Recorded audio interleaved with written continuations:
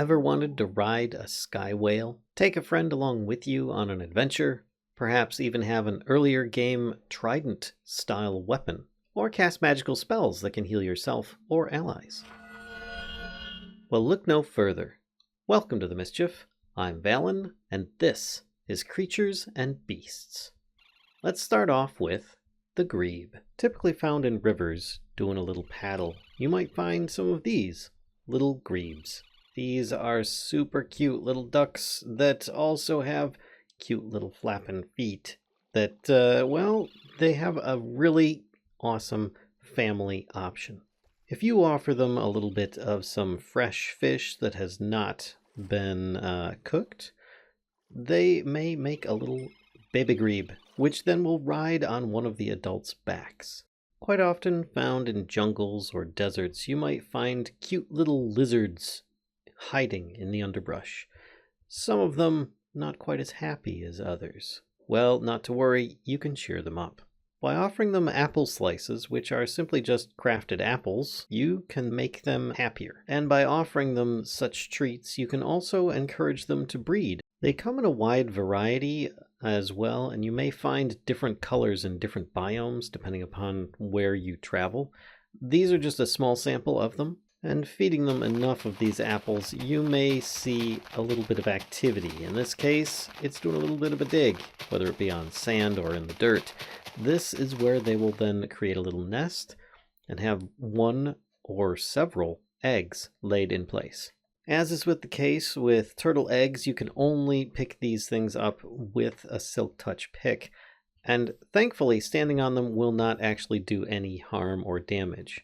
Once you grab this, you can pick up a few and instantly attempt to harvest or hatch these with a pretty good chance of actually getting a baby to appear, but not always. You're more likely guaranteed if you just let these wait over time and grow into their little baby versions, which there is a little bit of an incubation period, but it's not too bad. As there are several varieties of these, there's also an easy way to pick them up, and that is with a net. A little bit of string, some sticks, and you have it. A way of just grabbing a lizard and putting it directly in your inventory and taking it with you. And sometimes exploring, you may never know what you might find. Out in the swamps, you may find a few different varieties of creatures, some of which might be Minipads and Lilytads. They look very similar, but have a little bit different of use. You can, in fact, actually walk on top of them if you are agile enough to land to stick the landing, but other than that, you can also harvest the flowers. Now, depending upon whether it's day or night, you may also get a different result for at least one of them. Now, the lily pad, these large ones here that you see, they will regrow their flowers, as will the mini pads, after about 15 minutes or so, so don't be afraid to harvest a whole bunch of these. But you can use some of these flowers for different things. The larger one here, you actually can eat. It is a very edible item and can be quite useful. The other ones from the mini pad you can use to craft a flower crown, which can be wearable on your person. At nighttime, things change up quite a bit. The mini pads start to light up and glow, which actually is quite pretty out in the wild, but you can also harvest some of these glowing flowers for yourself. Not only are the Lilytad and the Minipad very cute critters, you too can look super cute. And if you take some of those new Minipad flowers that were glowing, simply craft them up on a crafting table, you get a glowing version that, when set to nighttime, will still glow and at least make yourself a little bit more visible. Found in snowy tundra-like biomes, you may find things like these. Yetis and their young are a possibility of just coming across them out there. The drawback is that if you're in survival mode and you approach one that has a baby, it might get very upset at you. So you probably want to try working on gaining some trust first. You can start off by giving it some berries, but that won't necessarily help. If there's another Yeti nearby, though, and you give it some berries as well, they may end up making new babies. Or just chasing you off and trying to kill you again. It all depends on, the trust that you may or may not have from these Yetis. So how do you get a Yeti's trust? Well, if you can sneak in and feed one of the young a slice of melon, then you may have a chance. It's not exactly the easiest thing to do because they're going to be trying to kill you the entire time, but it can be worth it. For the sake of just this video, I'm going to try going into creative mode to do so. I've already fed one to this other one over here, and you can see that the growing time on it is a little bit faster along. By feeding the sweet berries, you can then speed that up a little bit. It's just a percentage base, so once it gets down low enough, you really don't need to feed it anymore. So what's the benefit of befriending a Yeti's young? Well, once it grows up, it will then defend you, similar to how an iron golem will defend villagers in a village from any kind of attackers. Now, once these little ones have grown up, no longer will the regular Yetis start attacking you anymore just on approach. Otherwise, they're just a neutral creature out in the wild. Now, should you decide to slay one or more of these beasts, it actually has some benefits, and it's not just this drop here, which is Yeti hide, but also Yeti antlers. What benefits do these have? The antlers, they can be turned into a hefty amount of bone meal for starters, but then again, that was quite the tough battle that you might have had to have gone through in order to survive. The hide itself, though, does not have an obvious use. Let me grab an anvil, and I can better demonstrate. By putting this down here, I can then add chainmail chestplate to this, put on the Yeti hide, and at the cost of 1 XP or experience level, it will then allow me to add in 1% extra armor. It's not a lot, but you can do it several times, stacking in total up to 5%. You do that with all of your armor, and in this case, I'm wearing regular iron armor, and it can be a big difference in how you fare in combat. So let's give an example. I currently have a full set of iron armor. It's all regular, non-modified, nothing really fancy. We've got about 7.5 of these armor icons full for the armor. If I remove those and equip this other set that has 5% extra on every single piece, you can see that we're only 1 armor piece away, increasing our armor considerably. Found in the desert wastes, you might find Cactem. These are cute little characters that can actually pack quite a punch. You don't want to get on their bad side. They will attack you with spears from range, just like drowned with tridents, though the spears don't float quite so well underwater. Now, if you do defeat the regular warrior Cactem, then there is a chance you may get one of their spears. Yes, you can enchant it with loyalty as well as sharpness, but it does not work in thunderstorms like a trident does. This little character here that's wandering up is one of the elders of the tribe. They're a character you probably want to trade with. Give them a totem of undying and they'll consider a trade. It could be something good, or it could be something quite poopy. In this case, it was poopy. Let's try again, shall we? Hey, there we go. Now we're talking. A heal spell book. This can be quite useful because it's one of the abilities that the elders have. If they have nearby friendlies that have taken some damage or are injured, something along those lines, they may end up casting a spell to help, well, repair what damage might have been done. For example, an area effect heal spell. Guess what you now have? The same thing. But this one is just a level 1, and you can't use it quite as effectively as the Cactem because, well, they're made of plant matter.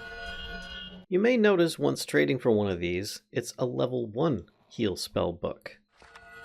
Using it, I gain close to 10 seconds of regeneration, which is pretty darn good, and it will affect allies or those that you have tamed in an area around you as well. With its cooldown, it's not that good because it only replenished like maybe a couple of hearts worth, so I think we can do better than that. By taking some of the levels I have and some of the books that I may or may not have traded for, you can put them in an anvil and upgrade them to level 2.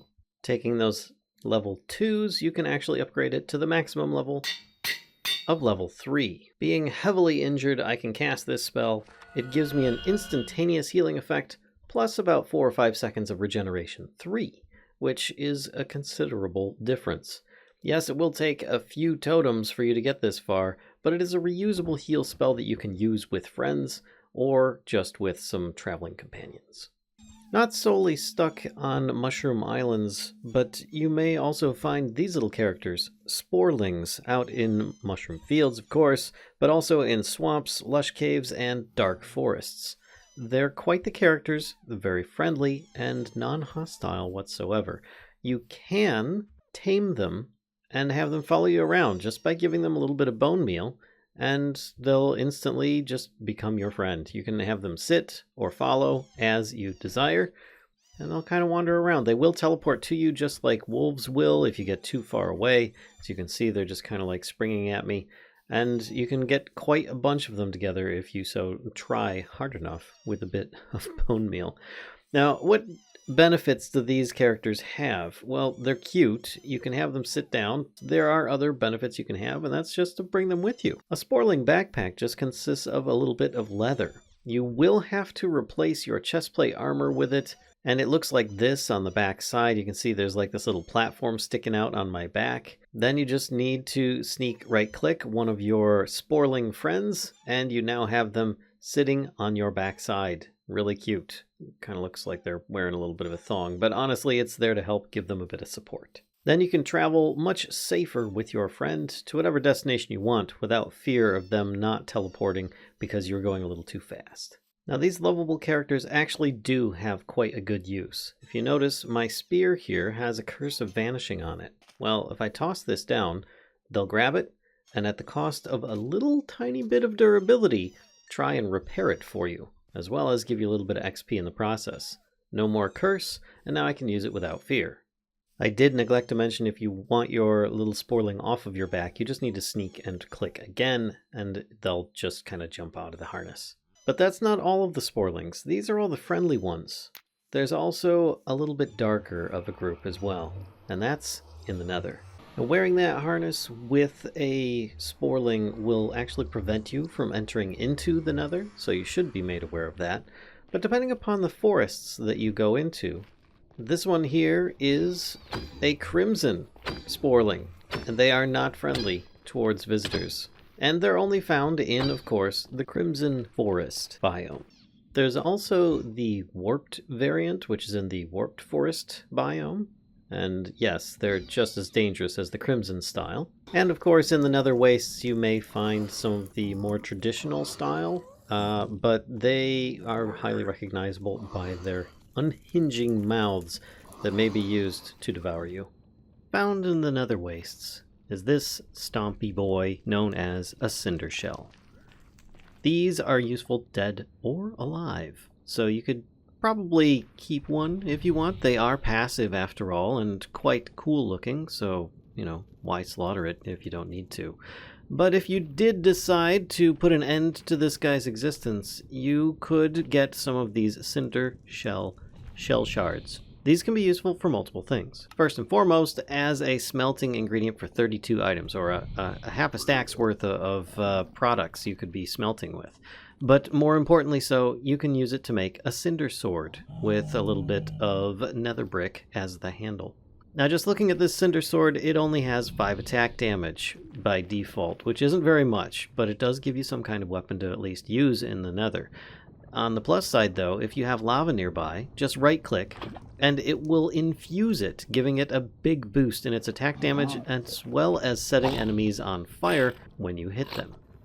Now, slowly over time, though, this infusion will wear off. As you notice, the tip has stopped glowing, and the attack damage has gone down a little bit. So, the lava only lasts for a bit. You will probably have to carry around a bucket of lava with you, but you know what? For a cheap sword that you can get early on that can actually be stronger than a netherite sword, ultimately, it's probably pretty much worth it. But if you didn't want to go the offensive route and you wanted to go the smarter route, you could make one of these, a cinder furnace. With a few more nether bricks and a couple ingots of gold, you can then just right-click on your Cindershell friend, and it becomes a furnace for you to use infinitely, without fuel, ever. If I click on the Cindershell tortoise itself, you can see that there's an input slot at the top. By taking some kind of ingredient, putting it in there, it will then start smelting automatically at no cost. You see there's just this little turtle icon underneath, and that's it. It's pretty darn useful. It can kind of travel around with you if you want. You just click on it with a lead and you can bring it around with you. So you have a mobile furnace of sorts. And it doesn't seem to catch much aggro from other mobs, so it shouldn't likely get blown up, though it could be if you are nearby. And the cinder furnace in itself, when you place it down, does nothing. I'm right-clicking on it. It will not work. You actually have to click on the tortoise in order to access this, and then you can pull out your nummy piglins. All that aside, though, it's just a really cool mob idea that allows you to benefit whether you want to end up killing these or just making them work for you. Last, but definitely not least, is the end whale.